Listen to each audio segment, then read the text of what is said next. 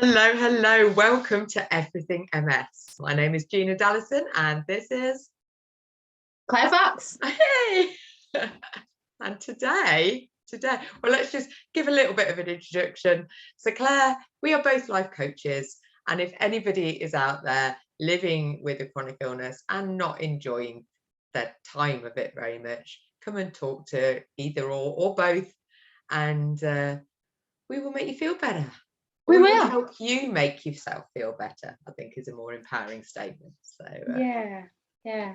And on this little broadcast, we want to be talking about the things that go on in life that maybe people don't talk about quite as often. It's not really done to talk about this. So today we got talking about it before we even started recording, and it's definitely coming up for me, and I think it probably is for Claire as well. So we're going to talk about incontinence. Yay! Oh, what a lovely subject that is. Doesn't that make us feel empowered and strong? We can't hold our bladder, and the urgency incontinence, I think you called it, isn't it? So yes, you obviously know more about it than I do, but yeah, I've experienced it lots. So I've been playing this game for a long time, and there are two. There's stress incontinence and urge incontinence. Stress incontinence is if you jump on a trampoline, that kind of thing, you will weep. Yeah, therefore I'm not so I avoid on that one. You're not. No, I'm not so bad. But then, to be honest with you, I don't know the last time I jumped on a trampoline. No. But it's not something I do very regularly, to be fair. Not a daily activity, no.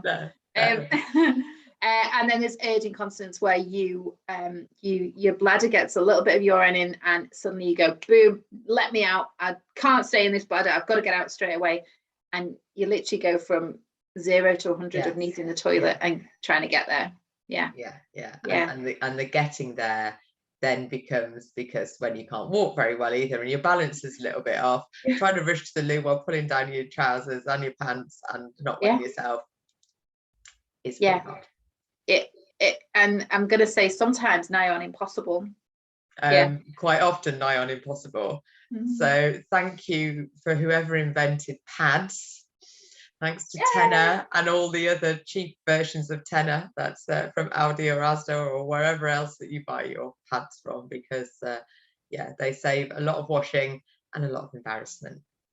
But it's not a nice feeling, is it, when you're perhaps in a situation where you can't change as quickly as you would like to change, because it's just not a nice feeling, is it? No, it's not a nice feeling to be sitting in your wee, is it really? No. Because we're not babies anymore. So which babies do. But I do have Botox injections in my bladder.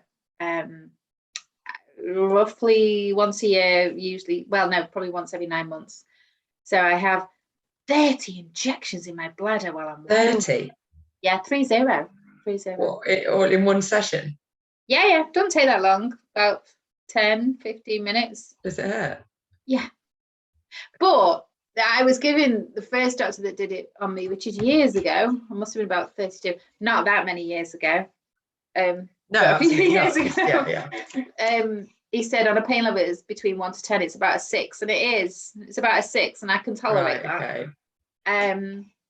And some, you can actually watch the needles going into your bladder, but for some reason I associate watching that with more pain, as I see a needle going into my bladder. Don't know why. How can you see it going into your bladder? They got a film on it. They got a mirror or something. They've got a camera. Wow. So there's a camera and the needles. So they need the camera to see where they're stabbing. Where they're actually putting it. Right. Yeah. So they put the camera inside you then? Yeah. Wow. Up your Aretha Franklin, that's what I like to call it.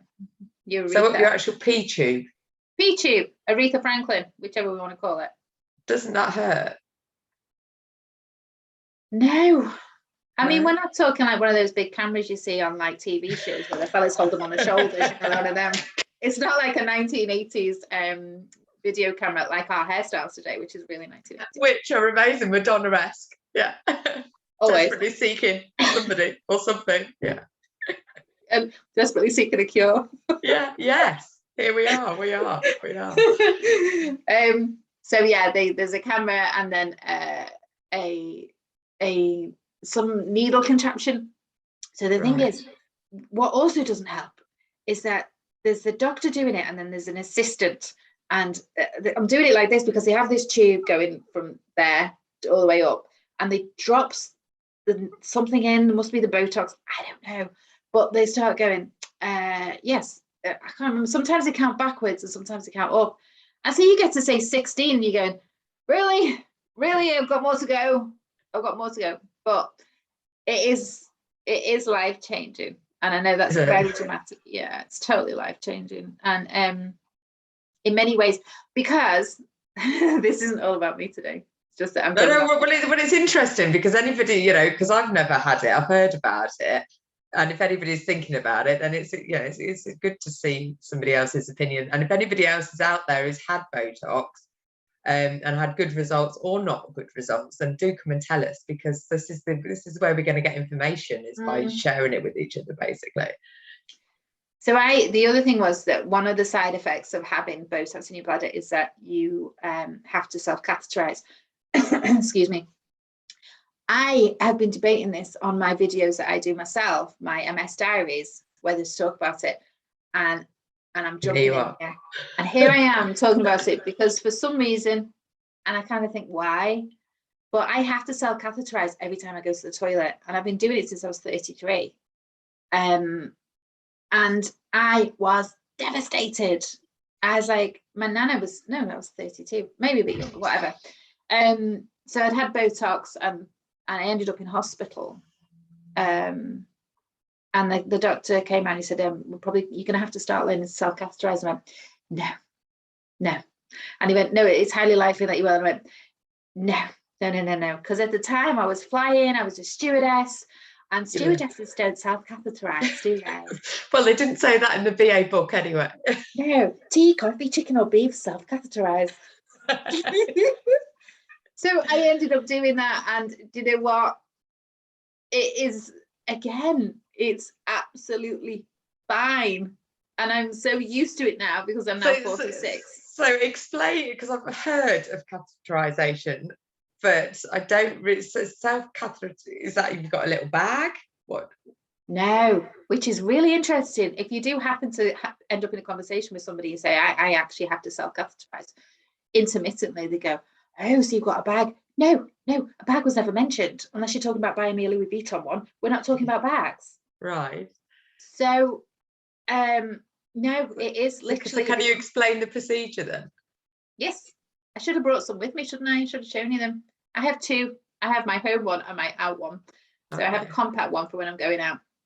It is a catheter, and it's in a individual packaging in saline, however you want to call it. Right, so then you just use one at a time and then dispose. Yeah, yeah, which isn't great for the environment, but it's something I have to do.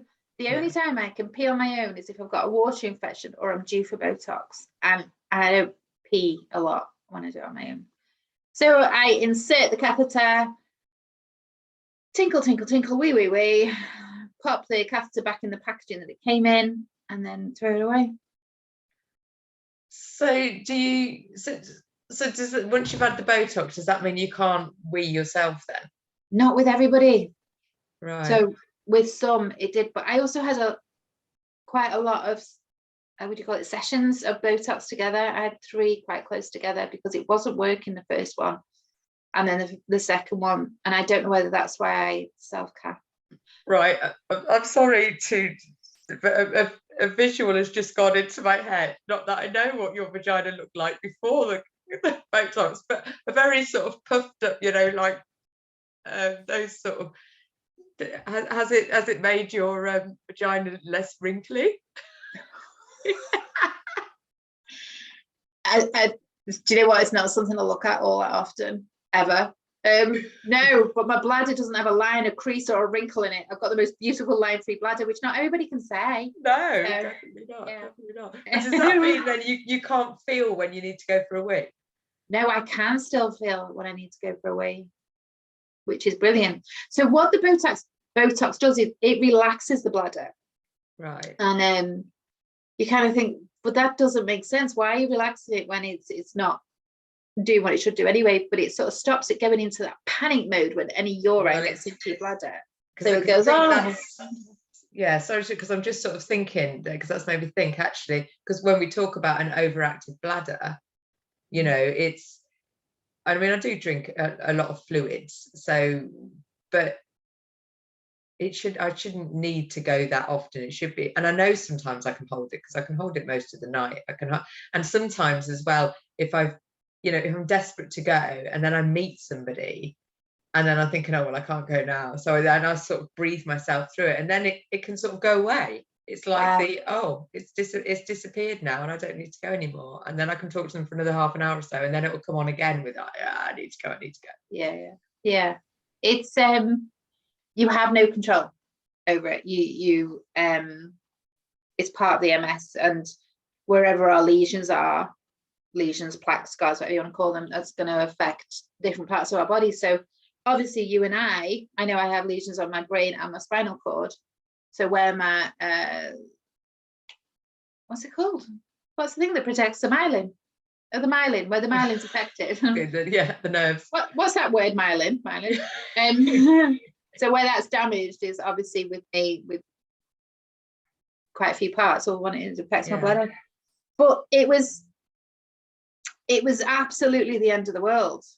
And I was dead young, and I remember my nana was alive. My nana had bladder problems, and she was 87. And I'm thinking, hang on, I'm in hospital. And then I was disagreeing with the doctor every time he came in, because I was in for about a week, and I'm going, no, I'm not. No, I don't catheterize, thanks. Won't be doing that. So yeah, it's absolutely fine. It really is. And you know what's interesting? Somehow, in some way, in conversations, you find out that other people do it as well. You go, no, I never knew. Of course you wouldn't know, would you? No, this is it. It's also what you advertise, isn't it? I guess, isn't it? Hey, join the catheterised club. Claire Fox, Cath Club. Yeah, that's it. High five. We'll have a little secret pin or a secret handshake, which means that we'll have to invent something. So we could use our catheters as swords and go, ha, this is the catheter I use. Yeah. So you know that you're going to the loo, but you can't actually wee without a catheter. No. So if you didn't wee, what happens? Well, this is what actually I ended up in hospital. I'd been out with a friend for the night and had a few sherries, 1 or 10. I don't drink sherry. Get the picture. Came home. I couldn't go to the toilet, and this is about 12:30 at night. No, it was a bit earlier. Anyway, I'm on the toilet. I'm in loads of pain. So like a ton of pain. And I ended up going to A&E. Nurses weren't that kind that night. Anyway, and then they gave me some paracetamol. We're on another level of pain here. Paracetamol ain't touching nothing. No. So, and I was lay there, but I kept feeling like I needed to go to the toilet. And my mum, God bless her, she came storming around to my house at 12:30. We went to the hospital, which thankfully was just around the corner. And I was just like writhing around in pain, but kept going to the toilet and nothing was coming out. Do you know what? To wipe yourself really hurt. Oh. This is a really long time ago, but I remember it. And it took hours for the doctor to come round and see me. I'd even managed to stagger to the nurses and say, I need some more painkillers. And they go, well, you're not having any. Brilliant. Said, I'm going home. I'm going to take me home. I couldn't walk at that point, so I couldn't have gone home. They were very unkind and very unhelpful, but that was just the nurses on the day. Maybe they were having a bad day. Yeah. And the doctor came and maybe you were a slightly drunk, pissed off woman who was in a lot of pain who was giving them shit. And being a Scouser in Stockport as well, they probably thought, oh, scary. I'm just going to be all aggressive with her as well. I was like, I need some tablets. I need something. No. So yeah, then the doctor eventually came round, which honestly was hours later. And then they inserted a catheter with one of those bags. That's when a bag was used. Wow. And the relief was just insane. It is when you need to go to the loo, when you eventually get to sit on the loo and you're like, oh. Yeah. It is a great big sense of relief. But I've noticed the last few times when I've been due to have Botox, if I need the toilet and I can't get to it, it becomes painful again. And it reminds me of that time in hospital. But it is quite. But you sort of manage it now. Yeah. And so that means you don't leak anywhere. You don't need to wear pads, or no. No. But I am, I don't know, sorry, I'm beholden to the catheter. So if I went out without catheters, then I would be absolutely. It's really interesting because, like I said earlier, I wasn't going to talk. Well, I was eventually going to talk about this on one of my videos, on YouTube or LinkedIn, or I don't think my personal Facebook page is going to get this one. I don't know. But it is what it is, isn't it? And well, yeah, absolutely. And if like this is your world, so it's like, and if you've got MS and this is a potential solution, so it's like the solution doesn't come with like, it's not a free solution, if you like. It comes with its own baggage that you've got to bring along for like the catheter and going through the injection thing once is it every year you have it now? Well, no, I used to have it more regularly, probably once every 9 months. Right, okay. I know some, well, I don't know people, but I've heard of some people have it every 3 months. But you know, the thing with Botox, it's Botox toxin. They use it on babies with like cerebral palsy and things like that. Because I had my questions and my queries about having it at first. But I mentioned earlier just how ridiculous it did get, didn't it? That I'd weave myself in the car and things. Yeah, it's not it's not good, and I'm massively reliant on pads now. Which is and again, that's not good for the environment either. And I've tried these like reusable ones that you can wash, and I haven't found one yet that like actually, it's all right if you have a little leak, it works for a little leak, but if it once it gets going, it doesn't really want to stop, does it? And you end up just no.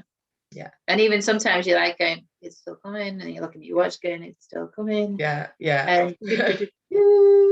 I've started meditating on the toilet when I wee, because it's like I might as well do something useful while I'm sitting there waiting for it to drop out. That's such a woman thing to do, isn't it? You can do 2 things at once. Yeah, exactly. Why not?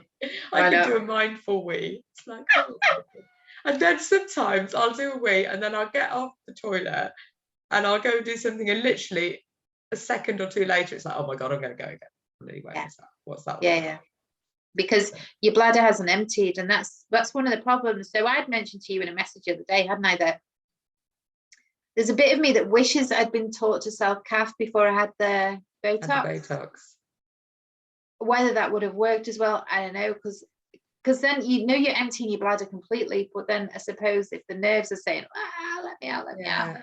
I don't know, and whether it's possible to, and I do think it is possible to retrain down there, and because my toilet is literally, I've got a downstairs toilet which is just in the next room, so I think I've trained my bladder to be even less strong than it is usually, because the toilet's literally just there and I know it is, and even if I tell myself no, I can hold it, my bladder's going, but the toilet's just there, you can just go sit and it's fine.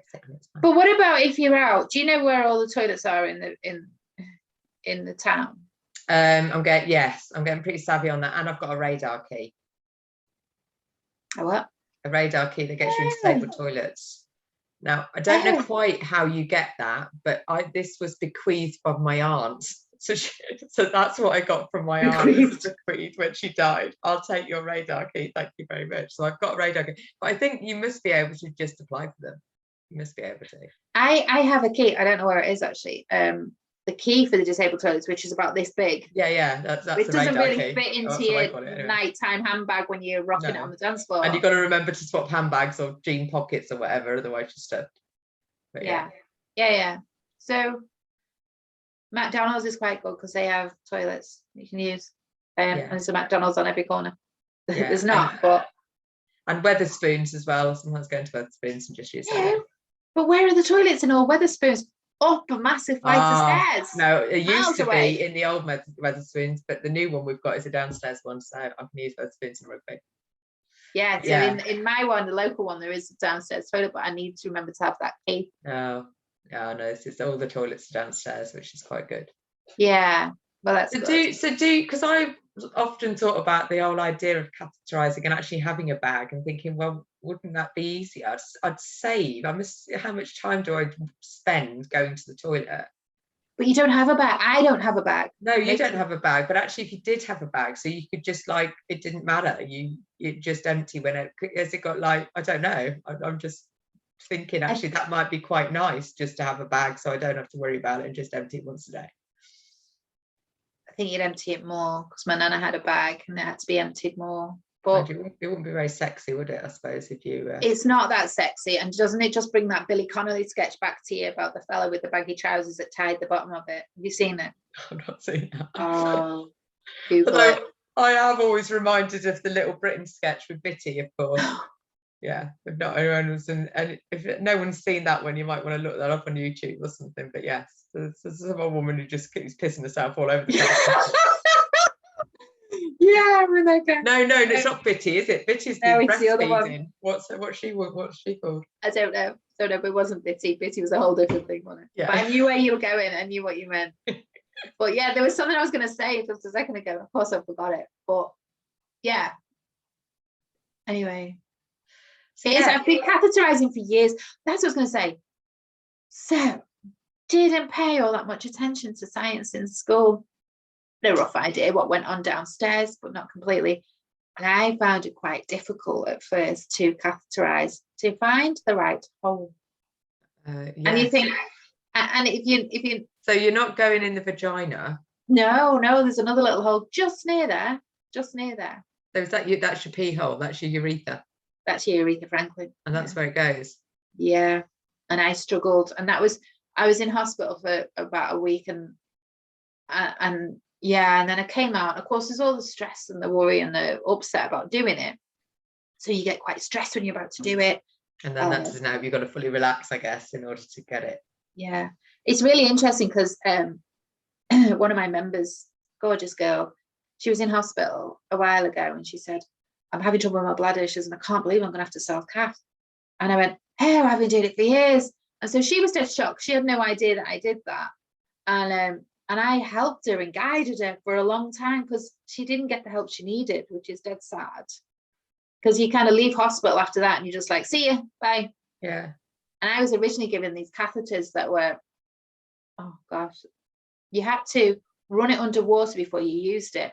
I went off to Grimsby for the weekend with a load of friends, and I was in the toilets. And of course, you imagine being in public toilets, and there you are.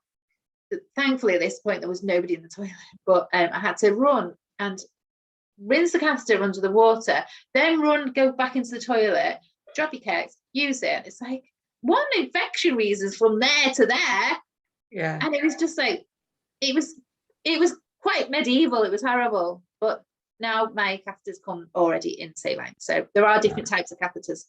So if you need to know anything more about catheters, Claire is quite clearly your lady, and she can certainly point you in, give you some pointers and help you, because I don't know. Am I ready to? And I suppose where I'm coming from, because as you know, I'm sort of a little bit anti pharmaceuticals, and Botox just seems like it's a big step to take, but it's, in my eyes, it's a really worthy one, and it changed my life. It made it a lot better. Oh right? Gosh, yeah. Because the other thing I was thinking, and I don't know if it's possible, or maybe I should, if anybody out there has had a full, catheter, does you wear a bag, whether that's made a difference, and whether, because in my head I just like, well, that's it, I just never have to wee again. It'll be taking it out of my body when it needs to come out, and then I can just empty it when I notice it's full. That might be I don't know, better solution. Do you know what? That's something you'd have to speak to a doctor about. Yeah. But bear in mind, you're using 2 sticks now.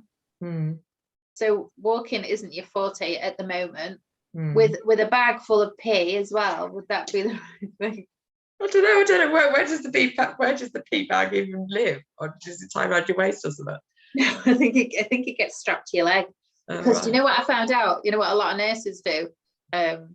Well, some nurses, on a night out, they strap a catheter bag to the leg, they fill it full of gin, vodka, whatever it is that they drink, and then I was like, you're amazing. Wow. Genius. Yeah. Who would have thought that would have come out of this conversation? places with catheter bags stuck to the leg, go full of gin. Cheaper though. Cheaper though, definitely. Yeah. So I suppose to bring this all, because you won't believe it, but we're gonna have to stop soon because I need to wait. Yeah, go away. So what have we covered today with regarding to incontinence and catheters and Botox, and I don't know, do you think there's any other solutions out there? Because obviously I don't think my pelvic floors are very strong anyway. I mean, I've had 2 children naturally, and I didn't really hear about pelvic floor exercises until I was about 7 months pregnant with my first child. And then they talked about something like you need to do them 50 times a day, in which case I just sort of went, yeah, well, that's not going to happen, is it? So they're not, it's not as, they're not as strong as they could be. I don't know any women who is that right wording, whose pelvic floor is TikTok, because I should do more. I think we should all do more. We could all do more. I'm doing them now when we're thinking about it. Yeah, you just made me think I'm doing it now. The other thing I was ladies. There is a app, an NHS app called Squeezy, which I have on my phone. I looked at it. I did use that for a little while. Yeah, I did use that for a little while, because that just reminds you to do it and make it more of a focus. And you can also use jade eggs as well. Who? So jade eggs is what they're like little eggs. They're little vaginal eggs that are made out of jade or made out of other crystal things that you can buy, and or weights. You can have Kegel weights, can't you, that you can insert. Can you get something like that from Ann Summers? You might be able, you might be able to get something like that. But the jade eggs come back, go back thousands of years. Women have used them for thousands of years, apparently, to keep them nice and toned inside. But again, you've got to use them. You've got to, The other thing is, before I had the Botox, I was on tablets, and I was took off tablets to help with my weight, and then I was put on patches. Oh, right. It saves having them. So you don't, well, at the time, I wasn't put on the Botox straight away. There was you had to go through sort of, you couldn't just go and ask for Botox. Because I have been to see the incontinence nurses a few times, and no disrespect to any incontinence nurses out there, but you had to measure in and measure out. Yes, which is actually quite an interesting process, but obviously it's not easy. I mean, you have to do it for about 3 days, but it's like still every time you go to the toilet with your measuring jug, and it's a bit of an effort. And they didn't really offer me any suggestions, then offer me any help. Then do you know what I was given? This thing. It's plastic, so it's not jade like your jade eggs. Kind of like an egg shape, a long egg, with like an antenna on that you. Yeah, well, that's your Kegel weights. I've got some of them as well. Oh, I was given that years and years and years ago. Yeah, but I haven't used them very much. And the idea is that you've got different. I've got different weighted ones. A small one going up to a bigger one. So it's just stronger you get, the bigger weights that you can. And you insert it inside, and the little thing sticks out a bit like a pen sticking out. And if you're so this is you lying down. There's your vagina. This thing's sticking out of you. And if you squeeze correctly, this should move up. Comes up. Yeah. But when I first did it, it didn't move at all. I was just like, oh, fuck. Sorry, excuse my language. But yeah. Well, I don't know, because I haven't used it recently. So maybe I should go back and use it before I start. All right. I'm going to go to the gym, and you're going to go and try and use your thingy now, aren't you? I won't be thinking of that while I'm in the gym, promise. Oh, good. The other thing with that is great for your pelvic floor, but that's nothing to do with nerves, MS, brain. There's all that stuff, and you can breathe through it as well. You definitely can. It's a mind thing as well. But again, when you're you want to go, and that's overriding into like to almost soothe down your whole central nervous system by breath work is it's a challenge.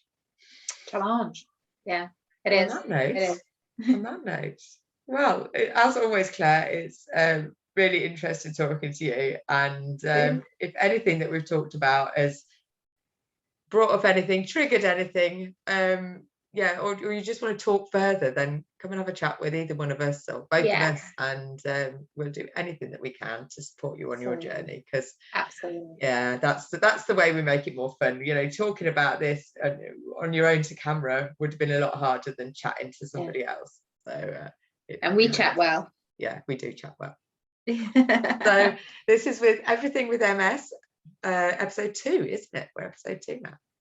Yeah, we went straight in episode 2 with the bladder and vagina and Botox. Why not? Why not? Let's bring it all out. Talk about stuff that people don't want to talk about. Yeah. So have a might great be poo week, in a couple of weeks. We might be talking poo in a couple of weeks. We'll give you a break next time. We won't be there. Look forward to that. Right, I'm gonna go. I need to wee. Right, Everything MS. See you later. Bye. Bye.